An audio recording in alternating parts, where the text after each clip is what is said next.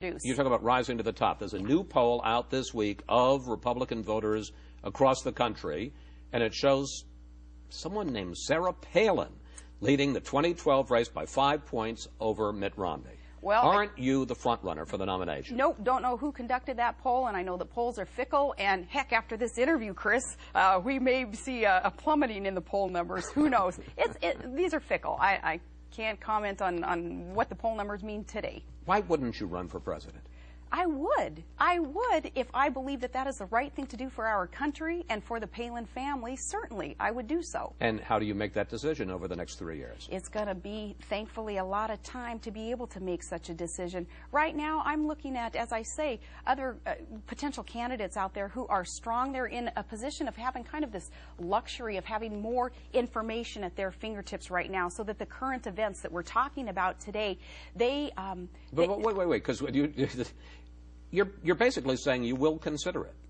I think that it would be absurd to not consider what it is that I can potentially do to help our country. I don't know if it's going to be ever seeking a title, though. It may be just doing a darn good job as a reporter or covering some of the current events. But you're going to consider, you're going to go through the process of thinking about... I won't close a door that perhaps could be open for me in the future. I don't want any American to ever close the door in their personal or their professional lives and put themselves in a box and say, heck yeah, I'm going to do that, or no way, I'm not going to do that, when we don't know what the future holds. There's a report this weekend that you are now getting daily email briefings on domestic and foreign policy issues from a group of top advisors in Washington, D.C.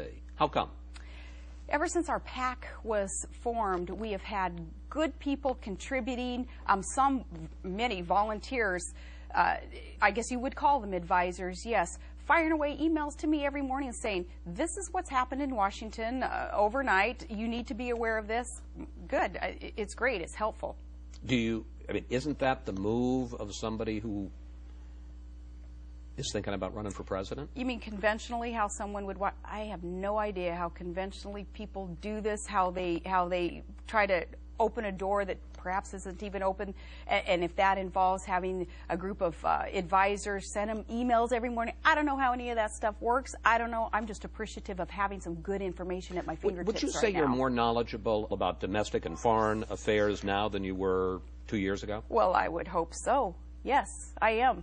2 years ago, my engagement was on the state of Alaska, largest, most diverse state in the Union, 20% of the U.S. domestic supply of energy coming from our state, desiring to and working towards ramping up that domestic energy production. That was my focus. Now, of course, my focus has been enlarged, so I sure as heck better be more astute on these current events, national issues, than I was 2 years ago.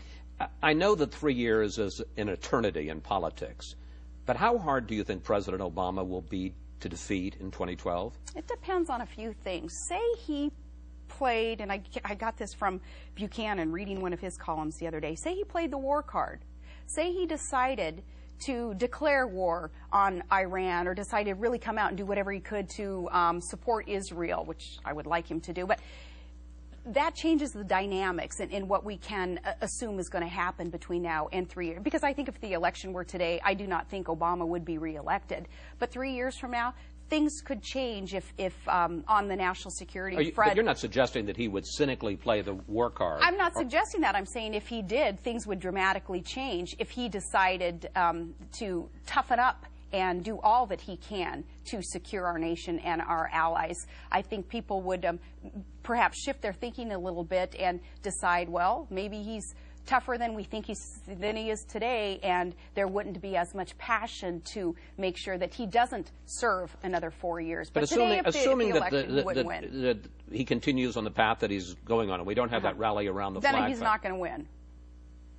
Not going to win. He's not going to win. If he continues on the path that he has America on today, here's the deal.